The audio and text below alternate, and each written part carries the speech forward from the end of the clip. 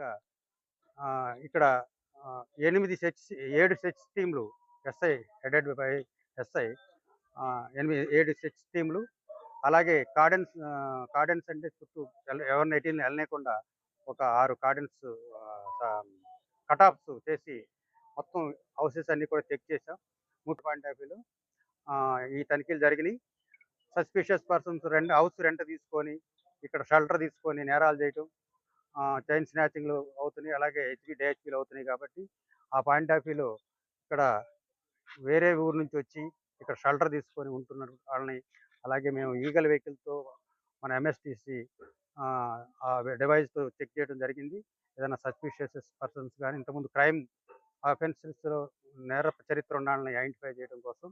అలాగే ఇక్కడ person genuinity అసలు ఉన్నాళ్ళ పర్సన్స్ ఇక్కడ జెన్యూన్ పర్సనా, మన ఊరాళ్ళా కాదా, ఎవరు ఏంటి అనేది కూడా చెక్ చేయడం జరిగింది.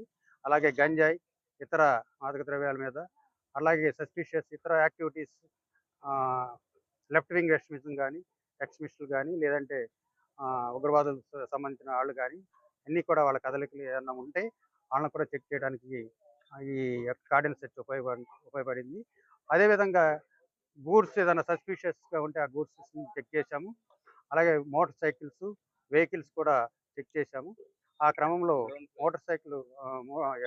మోటార్ సైకిల్స్ ఒక 27 సీజ్ చేశాము. రికార్డ్స్ లేకుండా ఉన్నాయి. అవి త్వరగా చెక్ చేసి జెన్యూనిటీ వెరిఫై చేస్తాము. ఏమైనా దొంగ వెహికల్స్ కానీ లేదంటే తాకట్లు పెట్టినవి కానీ, దొంగతనం చేసి తాకట్టు పెడతాం కానీ ఇలా జరుగుతూ ఉంటాయి. అలాగే 2 ఆటోలు, ఒక కార్ సీజ్ చేశాము. అలాగే ఈ కార్యక్రమం అంతా కూడా డ్రోన్ సర్వేలెన్స్లో చేశాము. డ్రోన్ సర్వేలెన్స్లో ఎవరన్నా బయటికి కాలనీ జరుగుతుండగా బయటికి పారిపోతూ ఉంటే అటు ఒక అతను వెళ్ళిపోతూ ఉంటే తీసుకొచ్చి చెక్ చేశాము. అతను కాలకృత్యాలకు వెళ్తున్నట్టు చెప్పాడు కాబట్టి అతను వెరిఫై చేశాము యాక్సిడెంట్స్. అట్లా డ్రోన్ సర్వేలెన్స్ కూడా చేయడం జరిగింది. ఒక రిజర్వ్ టీం పెట్టాము.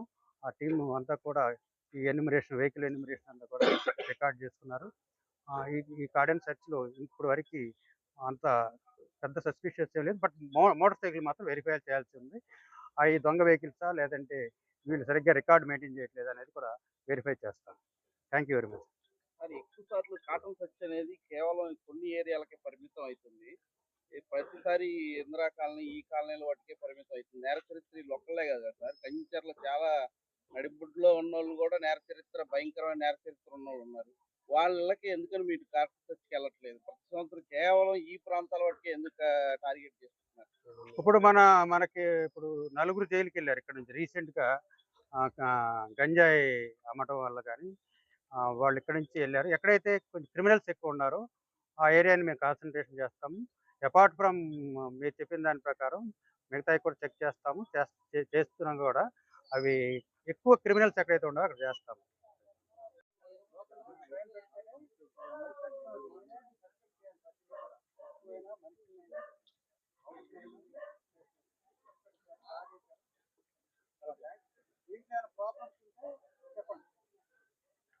ఎలా చేస్తే బాగుంటుంది?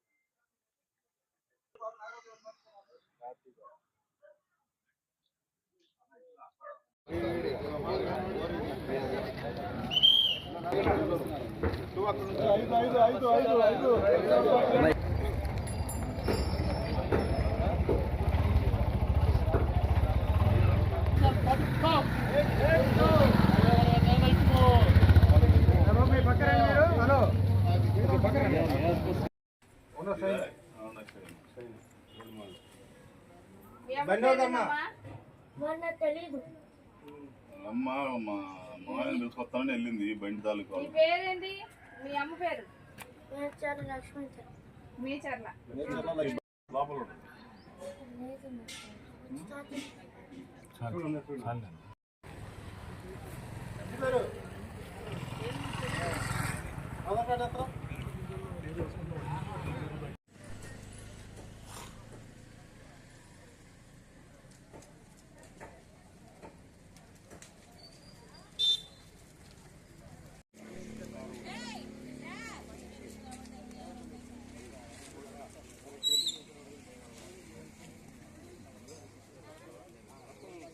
टीम का टीम